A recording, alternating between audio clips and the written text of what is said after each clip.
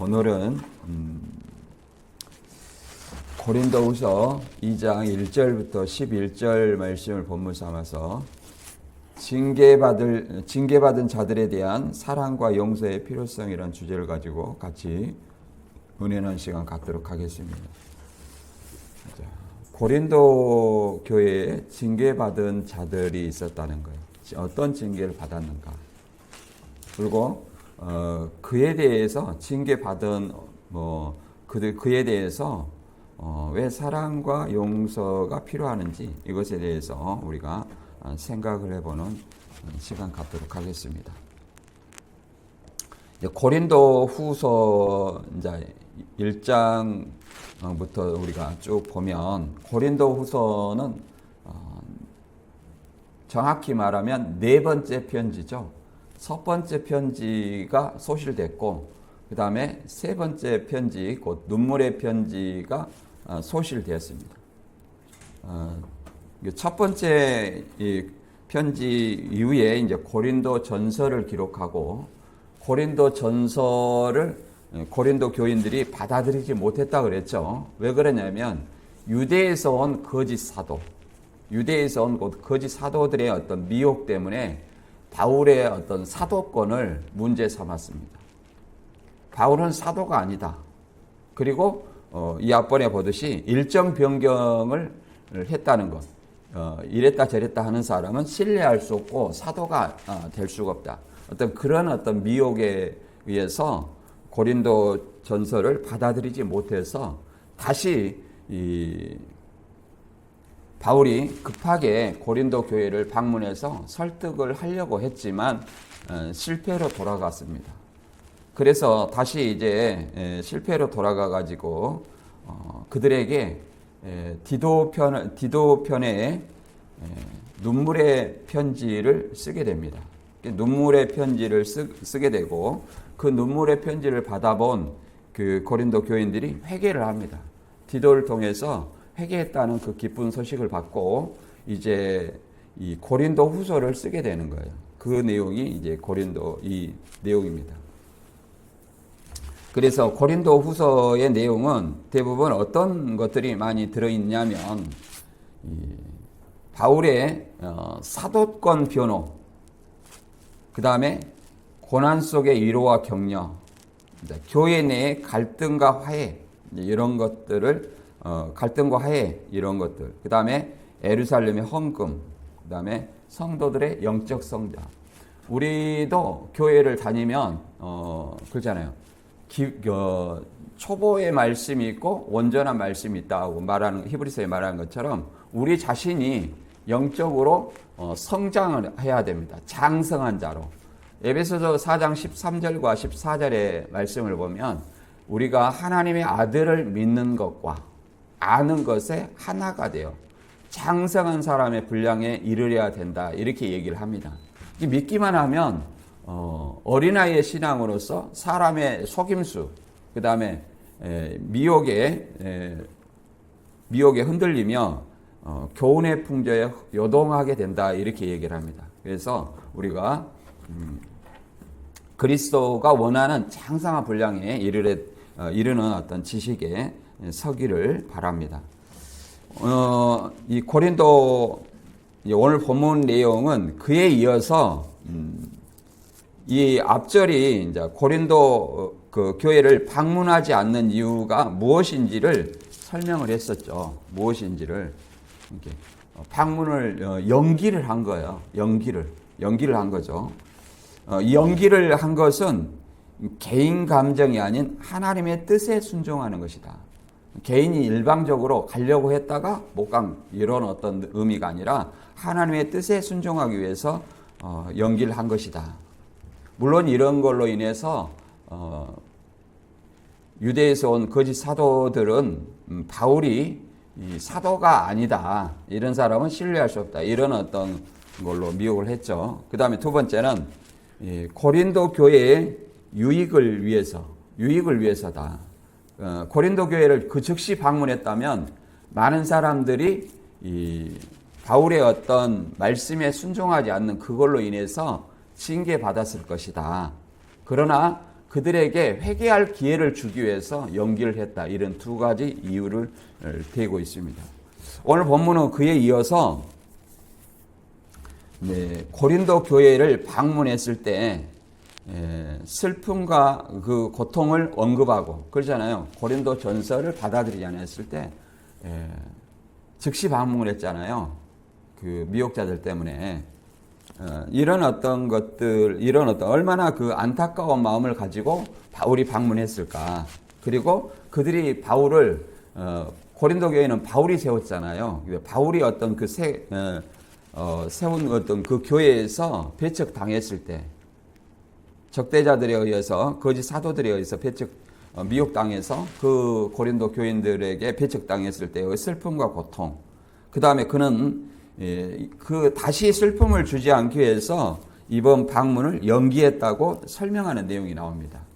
그리고 또 많은 눈물로 쓴 편지, 그러잖아요. 그 방문에 실패해서 다시 많은 어떤 눈물에 쓴 편지가 이 눈물로 쓴 편지를 통해서 그들이 회심을 했죠. 다시 회개하고 그 소식을 이제 디도를 통해서 받게 되고 이 편지를 쓰게 되는데 그 눈물로 쓴 편지가 고린도 교인들을 근심하게 하려는 것이 아니라 자신의 바울의 어떤 사랑을 알리기 위한 것임을 강조를 하고 있습니다. 그런데 이제 그들 중 범죄한 한 사람이 있었어요. 범죄한 한 사람에 대해서 언급을 합니다. 그 범죄한 한 사람이 많은 사람을 어떤 비난을 했다고 얘기를 해요.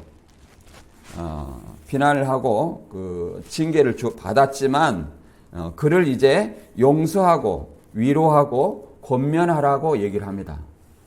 이 용서와 어떤 사랑이 이루어져야 됨을 설명하면서 이렇게 용서와 사랑을 하는 것은 사단의 계략에 속지 않는 방법이라고 얘기를 하는 겁니다. 곧 용서하는 것이 사단에 속지 않는 방법이다. 이렇게 본문의 내용을 설명하고 있습니다. 따라서 오늘 본문에서 강조하고 있는 것은 그 다음에 바울의 어떤 사랑의 표현을 얘기하고 그 다음에 근심을 주었던 문제를 일으켰던 그 사람에게 대한 용서와 위로를 얘기하면서 또 사랑과 용서하는 어떤 모습이 진정 사단의 계교를 벗어나는 길이다. 이렇게 설명하는 내용입니다. 본문 말씀을 한번 읽어보고 알아보도록 하겠습니다. 고린도후서 2장 1절부터 11절입니다. 내가 다시는 너희에게 근심 중에 나아가지 아니하기로 스스로 결심하였노니 내가 너희를 근심하게 한다면 내가 근심하게 한 자밖에 나를 기쁘게 할 자가 누구냐? 내가 이같이 쓴 것은 내가 갈 때에 마땅히 나를 기쁘게 할 자로부터 도리어 근심을 얻을까 염려하며 또 너희 모두에 대한 나의 기쁨이 너희 모두의 기쁨이 줄 확신함이로다. 내가 마음에 큰 눌림과 걱정이 있어 많은 눈물로 너희에게 썼노니 이는 너희로 근심하게 하려는 것이 아니요 오직 내가 너희를 향하여 넘치는 사랑이 있음을 너희로 알게 하려 함이라. 근심하게 한 자가 있을지라도 나를 근심하게 한 것이 아니요 어느 정도 너희 모두를 근심하게 한 것이니 어느 정도라 함은 내가 너희를 지나치게 말하지 아니하게 하려 함이라. 이러한 사람은 많은 사람에게서 벌받는 것이 마땅하도다. 그런즉 너희는 차라리 그를 용서하고 위로할 것이니 그가 너무 많은 근심에 잠길까 두려워하노라. 그러므로 너희를 권하노니 사랑을 그들에게 나타내라. 너희가 범사에 순종하는지 그 증거를 알고자 하여 내가 이것을 너희에게 썼노라.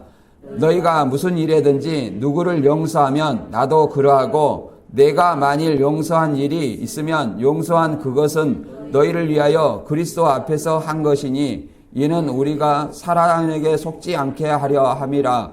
우리는 그 계책을 알지 못하는 바가 아니로다. 아멘. 이 내용을 보면 이제 눈물로 쓴 편지에 대해서 언급을 하고 맨 먼저는 이제 고린도 교회에 이제 즉시 가지 않는 걸 언급하고, 그 다음에 눈물로 쓴 편지를 언급하면서 그 중에 이제 범죄한 한 사람이 있다고 얘기를 합니다. 범죄한 한 사람이 많은 사람에게서 벌을 받았다 이렇게 얘기하고, 그 사람을 이제 벌을 받을 만큼 받았으니 용서하고 위로하고 사랑을 하라고 얘기를 하죠. 그것이 사단에게 속지 않게 하는 것이다. 바꿔 말하면 사단은 용서와 사랑을 못하게 하는 어떤 미움과 증오를 낳게 하는 것이라고 얘기할 수 있던 것이죠. 이런 어떤 내용 속에서 우리가 한번 알아보도록 하겠습니다. 우리가 고린도 교회는 우리가 이렇게 그림을 잠깐 지도를 보면 고린도 후서는 마게도니아에서 썼었죠. 마게도니아에서 썼었어요. 그래서 고린도 전서는 에베소를 썼어요. 에베소 쓰고 고린도 전서가 미혹자들에 의해서 받아들이지 아니하므로 즉시 이제 고린도에서 어디로 아까 그 그림 여기 보면 에베소에서 고린도로 방문합니다. 그래서 이제 고린도 교인들한테 배척 당하자 다시 에베소로 와서 눈물로 쓴 편지. 요거는 이제 전승되지 않았어요. 전승되지 않았습니다. 이 편지를 이제 디도를 통해서 보냅니다. 그리고 바울은 이제 마게도냐로 갑니다. 마게도냐, 디도 있는 마게도냐 있죠. 마게도냐에서 이 눈물로 쓴 편지로 그들이 회개했다는 소식을 듣고 디도를 통해서 고린도 후서를 보냅니다. 마게도냐에서. 그 내용이 이제 본문의 그 내용의 고린도 후서의 내용입니다. 고린도 후서 2장 1절부터 한번 읽어보고 설명드리도록 하겠습니다. 이 재방문을 연기한 이유가 또다시 근심을 끼치지 않기 위해서다. 이걸 언급을 하면서 이 고린도 교회에 대해서 다시 설명을 하고 있습니다. 고린도 후서 2장 1절부터 3절까지 읽어보겠습니다. 내가 다시는 너희에게 근심 중에 나아가지 아니하기로 스시로 결심하였노니 내가 너희를 근심하게 한다면 내가 근심하게 한 자밖에 나를 기쁘게 할 자가 누구냐. 내가 이같이 쓴 것은 내가 갈 때에 마땅히 나를 기쁘게 할 자로부터 도리어 근심을 얻을까 염려하며 또 너희 모두에 대한 나의 기쁨이 너희 모두의 기쁨인 줄 확신함이로라. 이렇게 얘기를 합니다. 여기서 이제 눈물로 쓴 편지도 약간 언급을 하는 내용이죠. 재방문을 이렇게 너희에게 근심 중에 나아가지 아니하기로 스스로 결심하였느니, 그러니까 방문을 연기한 이유가 근심 중에 나아가지 않았다 이렇게 얘기를 합니다. 이것은 이제 바울이 고린도에 나아가는 것을 고린도후서 12장 14절에도 세 번째 간 것을 얘기를 합니다. 한번 봐볼까요? 보라, 내가 이제 세 번째 너희에게 가기를 준비하였으나 너희에게 폐해를 끼치지 아니하리라. 내가 구하는 것은 너희의 재물이 아니요 오직 너희니라. 어린아이가 부모를 위하여 재물을 저축하는 것이 아니요 부모가 어린아이를 위하여 하느니라. 이렇게 얘기를 합니다. 세 번째 너희에게 가기를 준비하였으니 그러잖아요. 세 번째라는 것은 맨 첫 번째 뭐예요? 고린도 교회 설립을 위해서 2차 전도 여행 때 첫 번째 방문을 했죠. 사도행전 18장에 이제 고린도 교회 설립 내용이 나옵니다. 그리고 고린도 전서를 발송을 했습니다.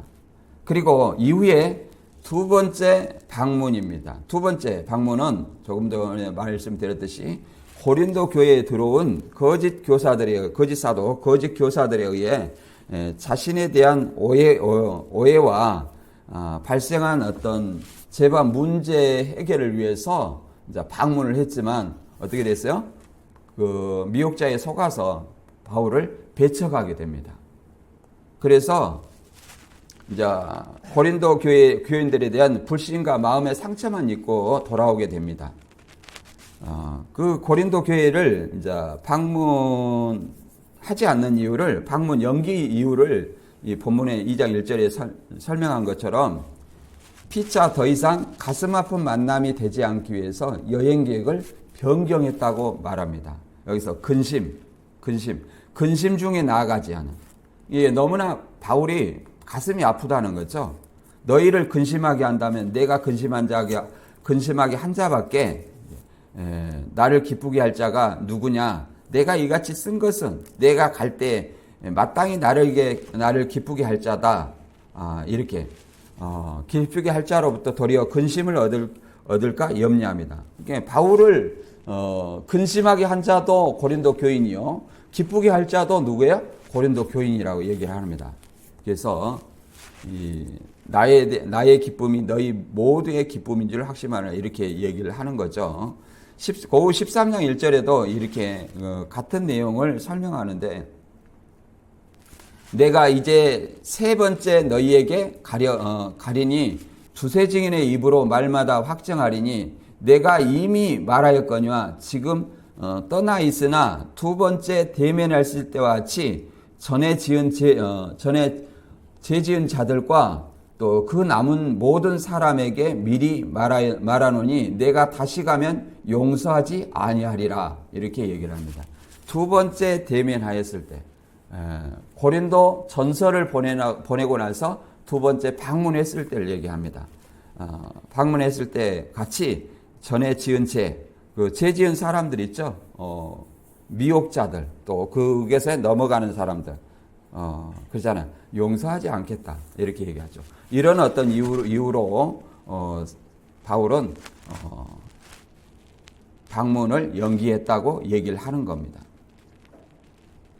이 고린도후서 2장 2절의 말씀에 내가 너희를 근심해야 한다면, 이거를 현대인의 성경으로 보면 더 쉽게 이해할 수 있는데, 내가 여러분을 슬프게 한다면 누가 나를 기쁘게 하겠습니까? 내가 나를 기쁘게 할 사람은 내가 슬프게 했던 여러분밖에 없습니다. 곧 바울을 근심하게 하는 자도 고린도 교인이요, 바울을 기쁘게 할 자도 누구라는 거예요? 고린도 교인이라는 걸 설명하고 있습니다. 왜 그러냐면 바울이 세운 어떤 교회에서 지금 미혹자가 있어서 고린도 전서의 편지를 거부하고, 편지의 내용을 거부하고, 그 다음에 바울의 방문을 배척했잖아요. 바울의 방문을 설득하려고 했으나 배척했잖아요. 그런 어떤 마음 속에서 바울의 마음이 어떻겠는가? 고린도후서 11장 28절에는 이렇게 말합니다.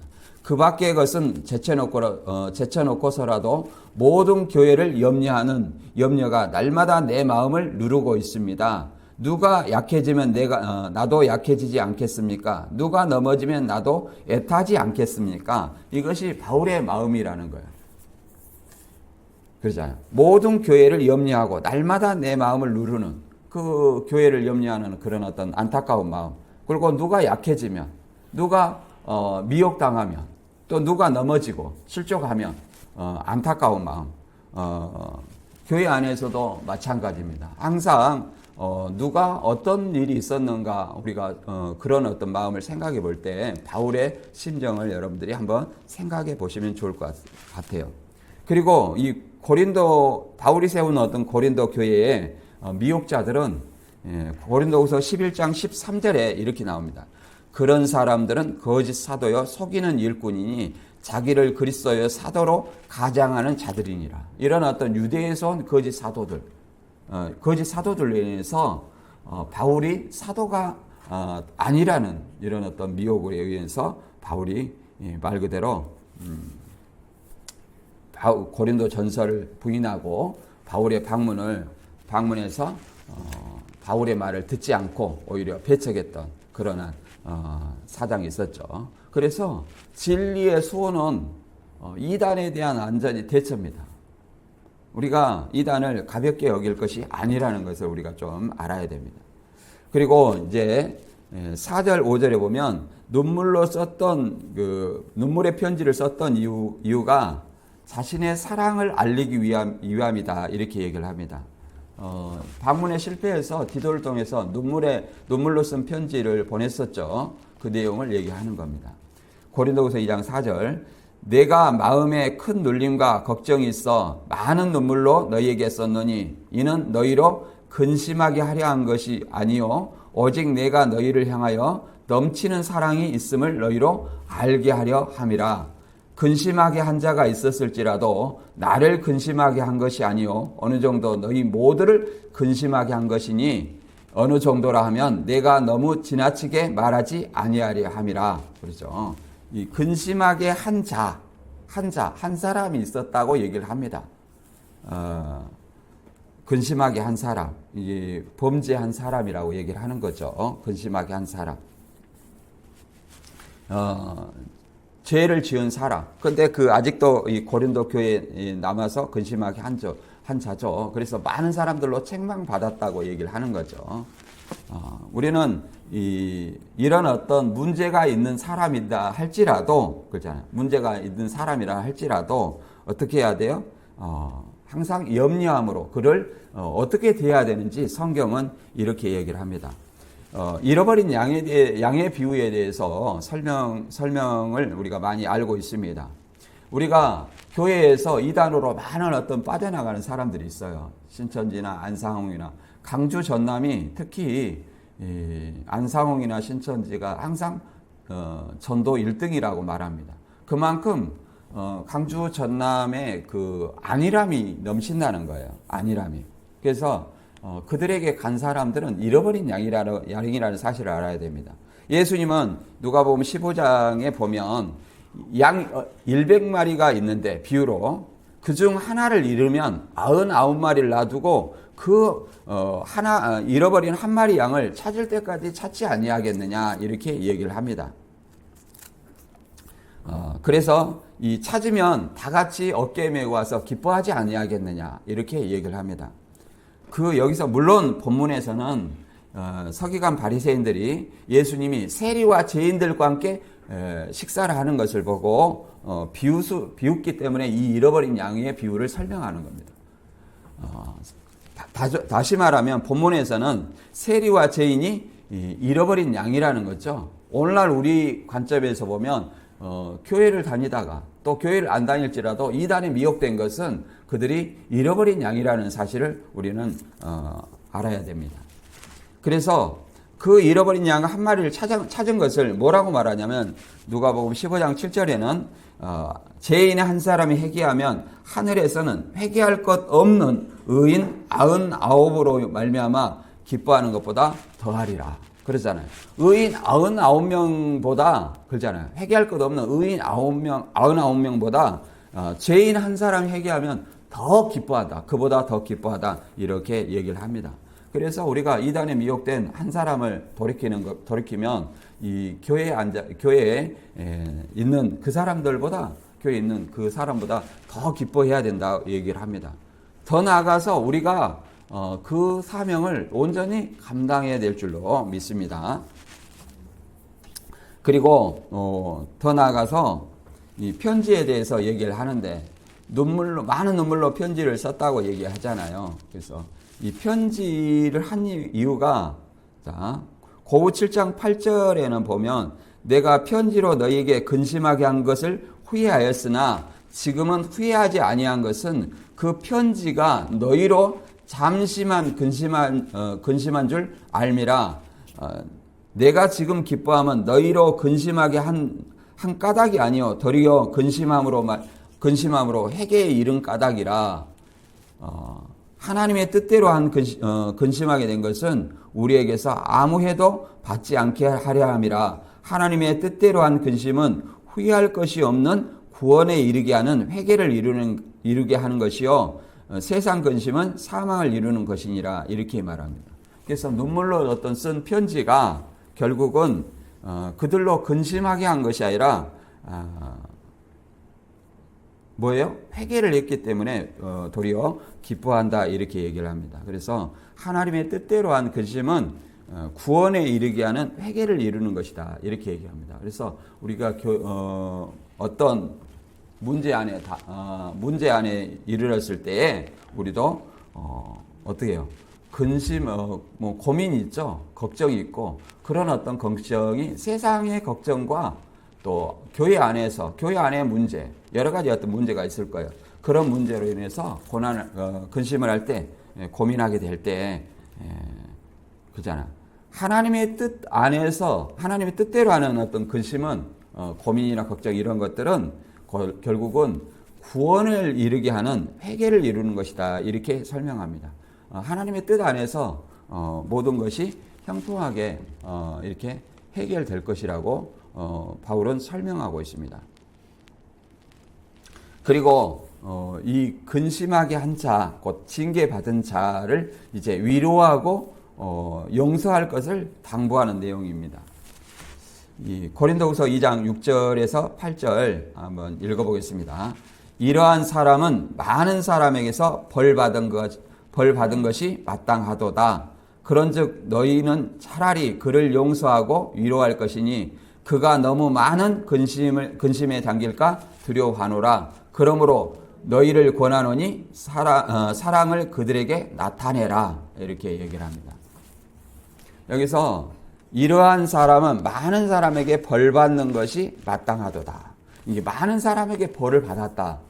벌이라는 것은 교회에서 마태복음 18장 15절에서 17절 말하면 누가 죄를 범하면 어떻게 징계를 주냐면 교회 안의 징계는 다른 건 아니에요. 교회 권징이라고 말하는데 권징이 잘 시행되지 않죠. 근데 누가 형제가 죄를 범하면 1대1로 권하라는 거예요. 1대1로. 그잖아요. 조용히 가서 원수같이 대하지 말고 형제처럼 사랑으로 권면하라는 거죠. 그래가지고 그가 회개하면 내 형제를 얻는 것이고 만일 듣지 않거든 두세 증인의 입으로 확증하게 하라. 두세 사람이 가서 다시 권면한다는 겁니다. 원수같이 하지 아니고 사랑으로 권면하라는 겁니다. 돌이키게. 그래도 듣지 아니하거든 교회에 말하고 교회도 말해서 듣지 아니하거든 이방인과 세례같이 여기라 이렇게 얘기를 합니다. 이 말은 무슨 말이에요? 두세 증인으로 권면해서 듣지 아니하면 이제 목사한테 말해서 이제 교회 공포하라는 거죠. 공포를 해서 이제 정식으로 절차에 의해서 징계를 하라는 얘기입니다. 징계를 하라 이런 어떤 얘기. 그래서 이방인과 세례같이 얘기해라. 세례같이 여겨라 그 말은. 이방인은 뭐예요? 교회 외의 사람, 곧 이제 제명이라는 거죠. 제명해라. 이런 어떤 방법이 있다고 얘기를 하는 겁니다. 그래서 누가 무슨 어떤 범죄한 일이 드러나면 이 갈라디아 6장 1절에 보면 무슨 범죄한 일이 드러나거든 신령한 너희는 온유한 심령으로 그러한 자를 바로잡고 너 자신도 살펴보아 너도 시험 받을까 두려워하라 이렇게 말합니다. 그러잖아요. 그러한 사람을 바로잡아 줘야 된다는 거예요. 내 형제고 내 자매예요. 외인이 아니에요. 내 형제와 자매이기 때문에 항상 사랑하는 마음으로 비난하지 말고 사랑하는 마음으로 권하라 이렇게 얘기합니다. 그러나 여기서 많은 사람에게 벌을 받았다 그러면 교회 공식적인 어떤 징계가 아니라 많은 사람에게 이 벌이라는 것은 한 사람에게 어떤 벌을 받은 것이 아니죠. 교회 공식적인 벌이 아니죠. 왜냐하면 여기서 벌이라는 것이 에피티미아라는 헬라어인데 처벌이냐 책망이냐 여기서 많은 사람에게서 벌을 받았다는 것은 처벌이 아니라 책망과 비난이라는 뜻으로 이해할 수 없습니다. 왜 그러냐면 에피티미아라는 어떤 의미가 유다서 1장 9절에만 비난이라는 의미로 사용되고 30회가량 성경에 쓰여졌는데 대부분 비난이라는 의미로 사용되었습니다. 그러니까 많은 사람에게서 벌 받았다는 것은 많은 사람에게 이 사람의 한 행위가 비난받았다는 것을 알 수 있습니다. 비난받았다. 이제 뭘 가지고 비난받았느냐 여러 설이 있으나 고전 5장 1절에 음행에 대해서 얘기를 하는 겁니다. 음행이다고 보는 견해도 있습니다. 왜 그러냐면 고전 5장 1절에 보면 누가 아비의 아내를 취했다 이렇게 얘기합니다. 이게 고린도 이쪽 지방에는 일부 다처예요. 일부 다처. 그러니까 아비의 아내라는 것은 계모를 얘기하죠. 이렇게 아들 나이와 계모의 나이가 비슷할 수 있어요. 그래서 이런 어떤 음행을 고린도 교인들이 용서를 했었어요. 고린도 교회를 그들이 받아들이지 않았잖아요. 고린도 전서의 내용을. 그래서 이런 어떤 내용이 아니냐 이렇게 얘기를 이런 견해도 있습니다. 그러나 이제 많은 사람한테 비난을 받았기 때문에 그런즉 너희는 차라리 이제 그를 이제 용서하고 위로할 것이니 이렇게 말하는 것은 이제 그가 많은 사람에게 비난을 받을 만큼 받았기 때문에 충분히 그도 그잖아요. 뉘우쳤지 않겠느냐. 또 너무 많은 근심에 그가 너무 많은 근심에 잠길까 두려워하라. 너무 많은 근심이라는 것은 그잖아요. 그리스도를 믿는 믿음에서 떠날까 염려하는 그런 어떤 마음도 있습니다. 그래서 그를 용서하고 위로하고 이제 모든 사람들이 그에게 사랑을 나타내라 이렇게 얘기를 합니다. 사랑을 나타내라. 그래서 이 책망받는 어떤 때가 있고 그 다음에 뭐 하는 때가 있어요? 용서하고 위로할 때. 회개하면 우리가 반드시 그를 용서하고 용서하라는 말이 있습니다. 누가복음 17장 2절과 3절 한번 읽어볼까요? 같이 읽어보겠습니다. 그가 이 작은 자 중에 하나를 실족하게 할진대 차라리 연자맷돌을 메어 그 목에 메어 바다에 던져넣는 것이 나으니라. 너희는 스스로 조심하라. 만일 내 형제가 죄를 범하거든 경고하고 회개하거든 용서하라. 이 실족에 대해서 얘기를 하는 겁니다. 그래서 내 말과 행동이 그렇잖아요. 특히 저부터 조심해야 되겠죠. 내 말과 행동이 다른 사람에게 실족하게 한다면 그렇잖아요. 연자맷돌이라는 것은 어떤 거냐면 소가 이렇게 돌리는 거예요. 말과 나귀가 돌리는 거예요. 굉장히 큰 거죠. 몇 사람이 들어도 간신히 들까 말까 한 그 어마어마한 무게를 목걸이로 달아가지고 바다에 던지면 어떻게 됐어요? 다시 보여요, 안 보여요? 차라리 실족하게 한 그 사람이 죽는 것이 낫다고까지도 얘기를 합니다. 그만큼 실족하지 않기 위해서 말을 주의해라. 그리고 누가 죄를 범하면 내 형제가 죄를 범하면 경고하고 어떻게 해요? 1대1로 두세 사람이 교회에 이렇게 경고하고 회개하든 용서하라. 이렇게 말하는. 우리는 몇 번까지 용서해야 됩니까? 그러니까 70번에 7번까지 용서해라. 이렇게 얘기하죠. 70번에 7번까지. 그래서 그가 용서라는 것은 회개를 계속 와서 이렇게 회개하고 용서를 구하면 용서해야 된다는 것을 얘기를 하는 겁니다. 무조건적인 용서, 일방적인 용서가 아니라 내용을 보면 그냥 회개하거든 용서하라. 몇 번까지? 70번에 7번까지 이렇게 얘기를 하는 거예요. 그래서 우리가 이런 어떤 이치를 잘 알아야 됩니다. 그리고 이 경고를 하는 이유는 그가 회개해서 그리스도 품 안에 다시 들게 하기 위해서 경고를 하는 것이지 그가 떠나기를 바라는 마음으로 하는 것은 아니다. 원수같이 하는 것이 아니라는 거예요. 왜 그러냐면 모든 사람이 똑같은 믿음을 가지는 것이 아니에요. 우리 교회 안에서도 믿음이 연약한 자가 있고 믿음이 장성한 자가 있어요. 그래서 이 로마서 14장 1절에 보면 믿음이 연약한 자를 너희가 봤되 그의 의견을 비판하지 말라. 모든 것을 먹을 만한 믿음이 있고 연약한 자는 채소를 먹느니라. 고기를 먹을 만한 믿음이 있고 채소만 먹을 믿음이 있다는 거예요. 어린아이 같은 신앙이 있고 장성한 자의 신앙이 있다. 이렇게 얘기합니다. 그래서 디모데후서 2장 25절에는 것은 잘못을 지적할 때에 그런 겁니다. 반대하는 사람들의 잘못을 부드럽게 지적해 주어야 합니다. 그러면 하나님께서 그들에게 회개할 마음을 주셔서 진리를 깨닫게 해 주실 것입니다. 바꿔 말하면 그가 진리를 깨닫지 못해서 잘못을 할 수도 있다. 이렇게 얘기합니다. 이게 진리를 올바른 어떤 진리를 장성한 자의 진리를 깨닫지 못해서 잘못할 수도 있다. 어린아이 같은 마음으로. 그래서 그것을 부드러운 마음으로 사랑하는 마음으로 그렇잖아요. 형제를 사랑하는 마음으로 지적을 해줘야 된다는 겁니다. 어떻게? 1대1로.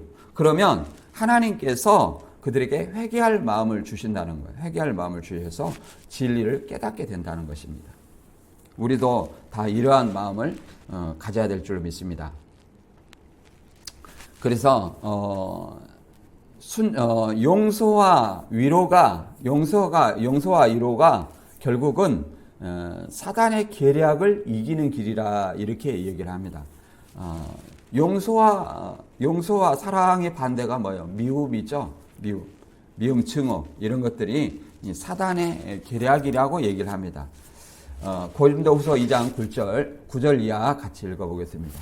너희가 범사에 순종하는지 그 증거를 알고자 하여 내가 이것을 너희에게 썼노라. 너희가 무슨 일이든지 누구를 용서하면 나도 그러하고 내가 만일 용서할 일이 있으면 용서한 그것은 너희를 위하여 그리스도 앞에서 한 것이니 이는 우리로 사단에게 속지 않게 하려 함이라. 우리는 그 계책을 알지 못하는 바가 아니로다.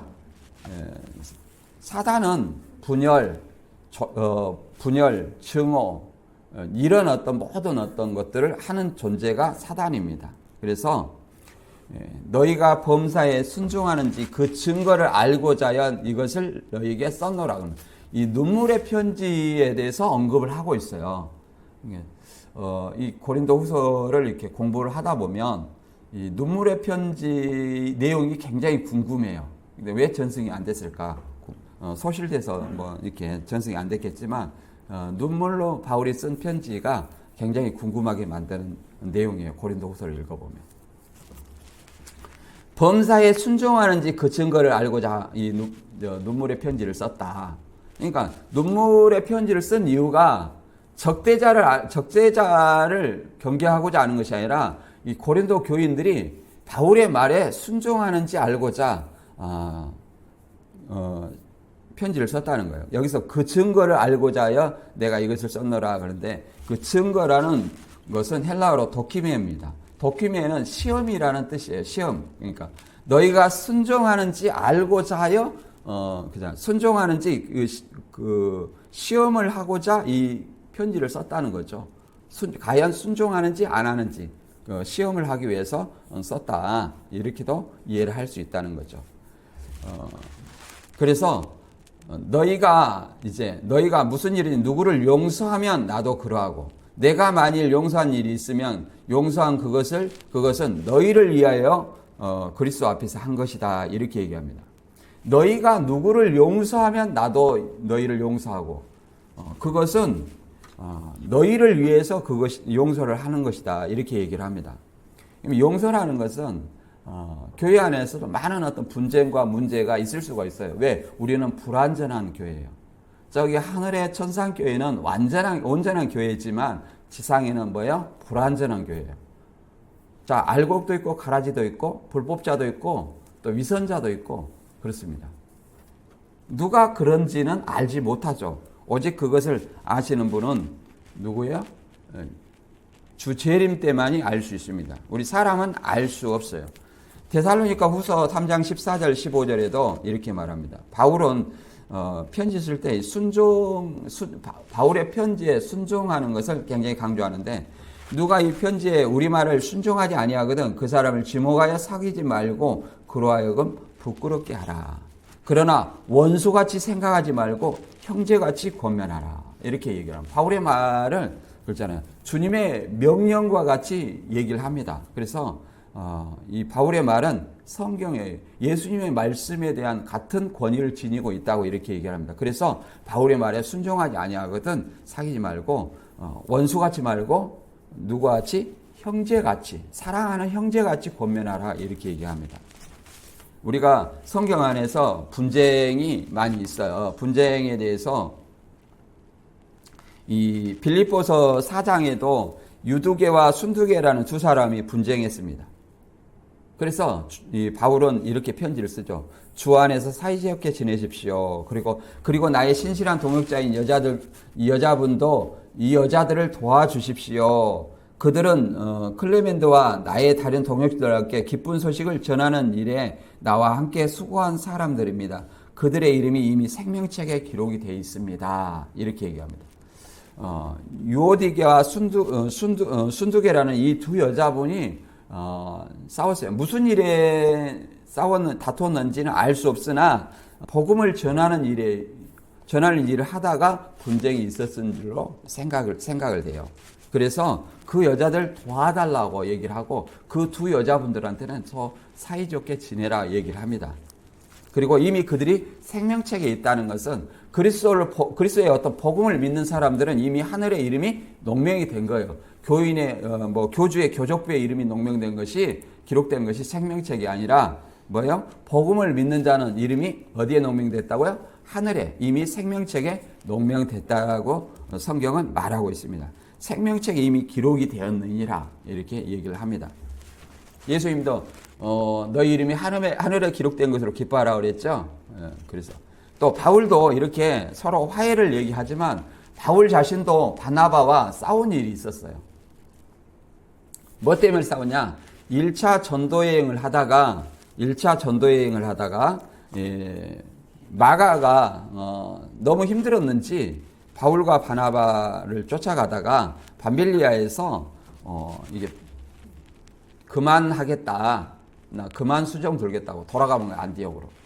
그러니까 이제 2차 전도 여행을 갈 때 바나바는 마가에게 한 번 더 기회를 줘야 된다. 데리고 가야 된다. 이렇게 얘기를 하고 바울은 여기서 성격이 나오는 거예요. 저렇게 주님의 일을 하다가 중단한 애는 두 번 다시 기회를 주면 안 된다. 이렇게 얘기를 하는 겁니다. 이거 가지고 싸운 거예요.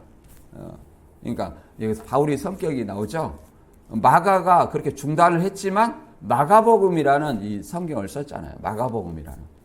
그래서 굉장히 바나바가 또 마가에게 기회를 준 것은 바나바의 성격이 사도행전에 읽어보면 굉장히 온순하고 좋은 사람으로 이렇게 묘사되어 있습니다.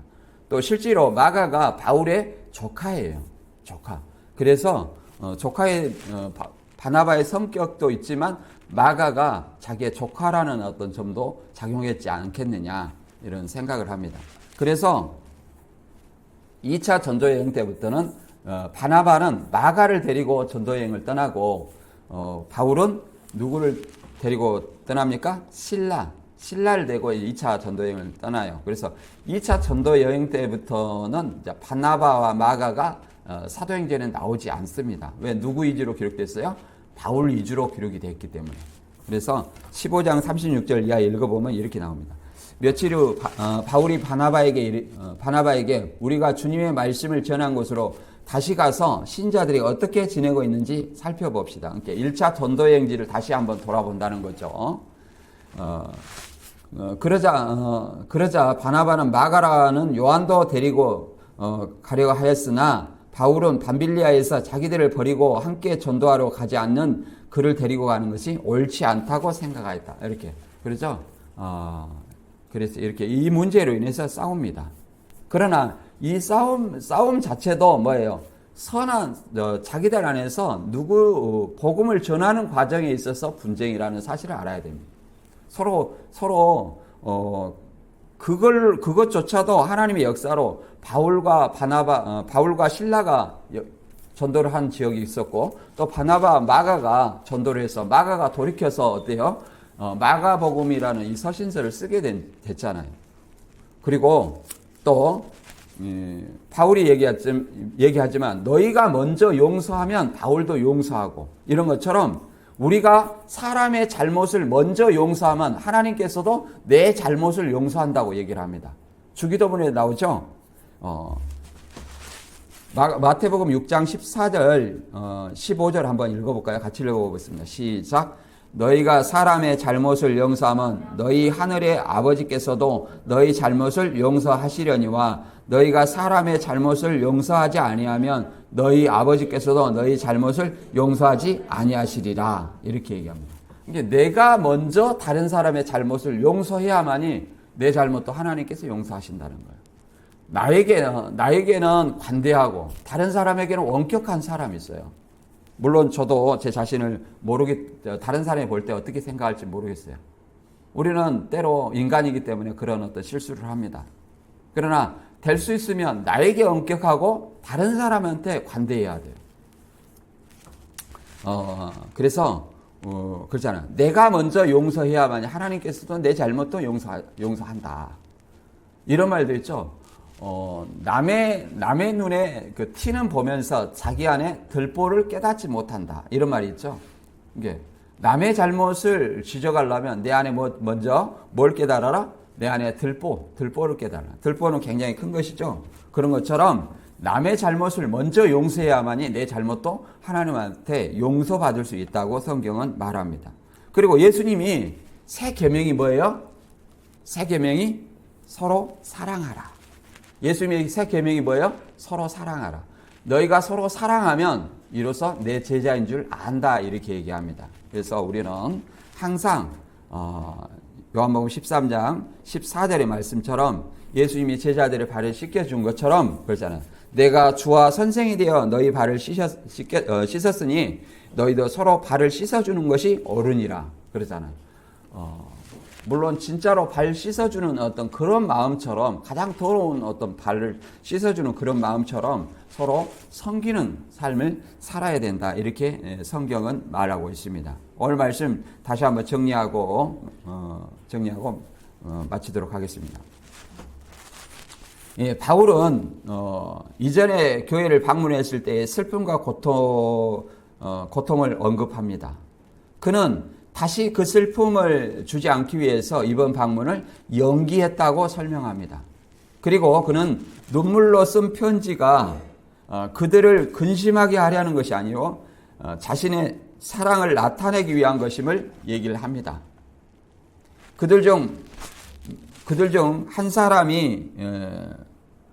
사람이 근심을 주었지만 그를 이제 용서하고 그를 용서하고 위로하고 사랑하라고 권면합니다. 용서와 사랑이 그리스도 앞에서 이루어져야 함을 설명하는데, 이것은 사단의 계략에 속지 않는 방법임을 설명합니다.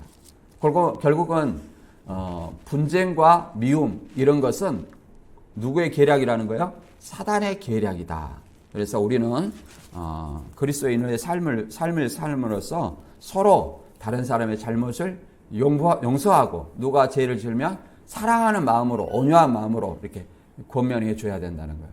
우리가 나이가 젊을 때는 그렇죠. 누가 내 잘못을 비꼬는 마음으로 권면하면 안 됩니다. 사랑하는 마음으로 권면해야 돼요. 그 권면할 때 그 권면이 기분이 좋지는 않아요. 나이가 젊을수록 뭐라고 합니까? 니는 이렇게 나옵니다. 너나 잘해라, 이런 어떤 말이 나오게 되죠. 그러나 그런 어떤 권면의 말이 결국은 어떤 거냐? 나를 사랑하지 아니하면 그 말을 해줄 수 없다는 거예요. 지나가는 사람한테 뭘로 그런 말을 하겠습니까? 그래서 나에게 달콤한 말을 하는 사람보다 나에게 내게 쓴소리를 하는 그 사람이 나를 위하는 사람이라는 것을 여러분들이 세월을 살다 보면 느낄 거예요. 나에게 달콤한 사람은 내 뒤통수 칠지 몰라요. 나를 사기를 당하는 것은 저도 겪었습니다. 나에게 가장 달콤한 말을 해주고 친근하게 해주는 그런 사람이 나한테 사기를 쳐요. 여러분들이 이제 세상을 살아보면 알아요. 그래서 나에게 달콤한 말, 물론 즉시는 기분이 좋아요. 그러나 나에게 쓴소리를 하면 즉시는 기분이 나쁠 수도 있어요. 그러나 곰곰이 생각해 보면 그것이 나를 위한 말임을 여러분도 알게 될 것입니다. 그래서 서로 여러분들이 우리 교회 공동체 안에서 서로 사랑과 용서하는 마음, 그래야 하나님도 나를 사랑하고 용서하신다는 사실을 알고 서로 주님 안에서, 교회 공동체 안에서 사랑으로 화합을 하는 저와 여러분이 되시길 주님의 이름으로 축원합니다.